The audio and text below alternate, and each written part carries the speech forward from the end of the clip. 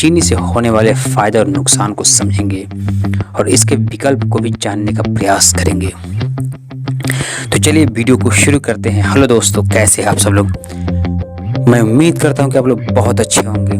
तो सबसे पहले चीनी बनाने की प्रोसेस को समझते हैं। चीनी बनाने के लिए गन्ने का इस्तेमाल किया जाता है। गन्ने की चीनी बनाने के लिए सबसे पहले गन्ने का रस निकाला जाता है।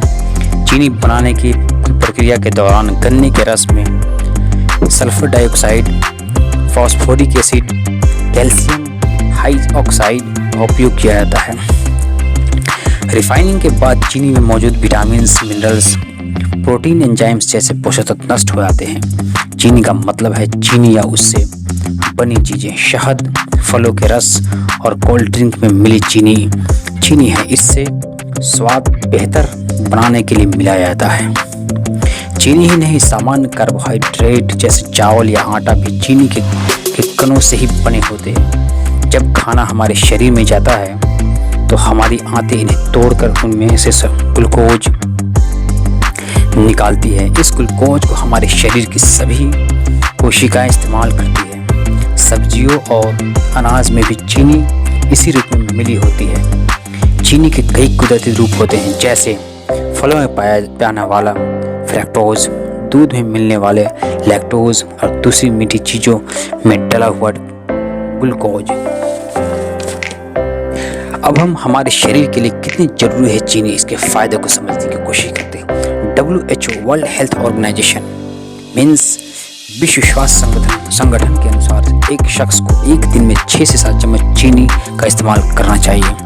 इसका मतलब एक दिन में 25 से 30 ग्राम चीनी खानी चाहिए। शरीर को चलाने के लिए ताकत की जरूरत होती है, जो कोशिकाएं रक्त में ग्लूकोज यानी शक्कर लेकर ऊर्जा प्राप्त करती है।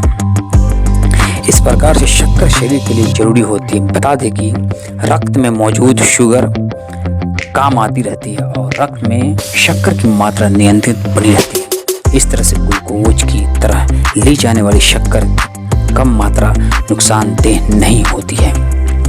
अब हम चलते हैं और समझते हैं इसके क्या क्या नुकसान होते हैं। चीनी को आज सेहत का सबसे बड़ा दुश्मन माना जाता है। डाइटिशियन से लेकर डॉक्टर तक सभी आपको चीनी कम से कम खाने की सलाह देते हैं। सेहत के प्रति सतर्क यार दोस्त मीठे से परहेज का मशवरा देने से नहीं चूकते हैं। रिफाइंड चीनी खाने से मस्तिष्क में रासायनिक क्रियाएं होने से सेरोटोनिन का स्राव हो सकता है, जिससे स्वभाव में चिड़चिड़ापन, अवसाद जैसे लक्षण आते हैं। इसमें सुक्रोज बचता है। इसकी अधिक मात्रा शरीर के लिए नुकसानदायक होती है।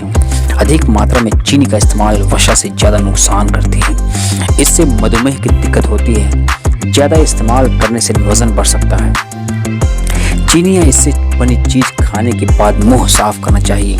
ये दांतों की सुरक्षा कवच को नुकसान पहुंचाती है। दिन भर में महिलाओं को 21 से 25 ग्राम और पुरुषों को 30 से 35 ग्राम तक चीनी लेनी चाहिए।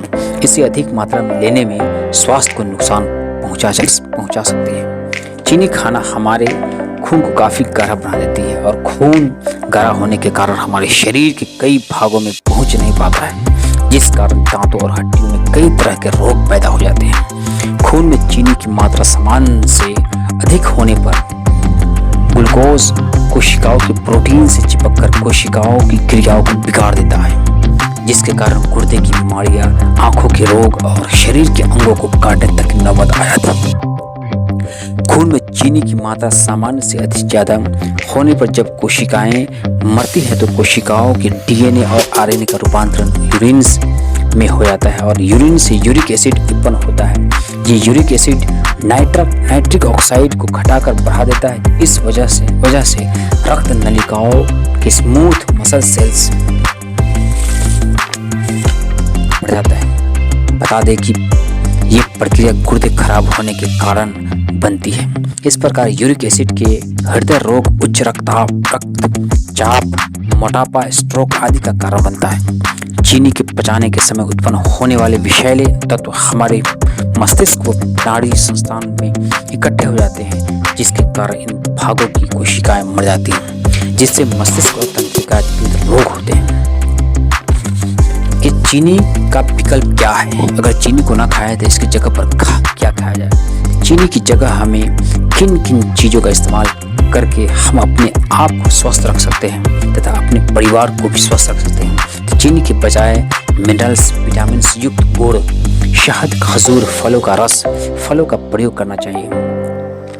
इनके इस्तेमाल से रक्त में ग्लूकोज का स्तर तेजी से नहीं बढ़ता है। दूध, फल और सब्जियों में मौजूद शक्कर से किसी प्रकार का नुकसान नहीं होता है। इन विकल्पों में सबसे जो बेहतर विकल्प है वो आपको गुड़ है। गुड़ के बारे में मैं पूरी जो आपको इसके डिस्क्रिप्शन में दे दिया जाएगा लिंक, आप जरूर जाकर देखेंगे। गुड़ को रिफाइंड किया जाता है। गुड़ को रिफाइंड नहीं किया जाता है, इसलिए यह आपको सभी पोषक तत्व देता है, जिसमें विटामिन और मिनरल्स भी शामिल है, जो कि इसकी तासीर गर्म होती है, इसलिए यह सर्दी और कफ में विशेष फायदा देता है। इसलिए हमें कोशिश करनी चाहिए कि चीनी से हर हाल में बचनी चाहिए और अपने परिवार को बचाने की कोशिश करनी चाहिए।